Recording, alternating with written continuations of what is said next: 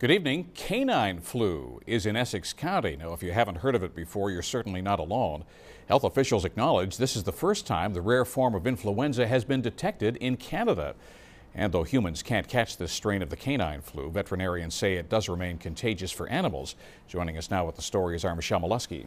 Well, Jim, the Windsor-Essex County Health Unit put out the public notice today because 2 dogs have tested positive for canine flu.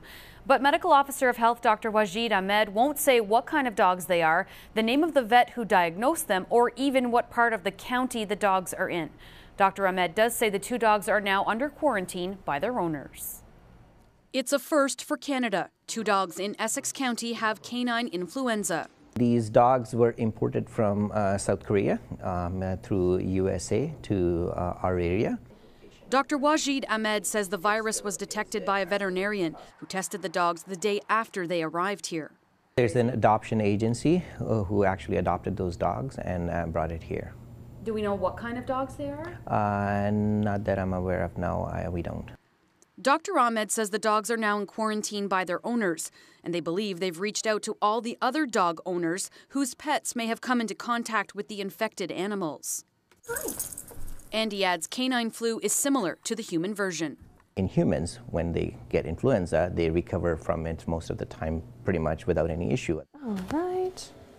I'm not surprised that Essex County was one of the first places in Canada to hit, just because during the holiday season I had a lot of my own clients going across the border to visit family and friends. Veterinarian Dr. Kate Sweetman says local pet owners are likely unaware many parts of the U.S. have had canine flu outbreaks. Troop, sit. Good boy.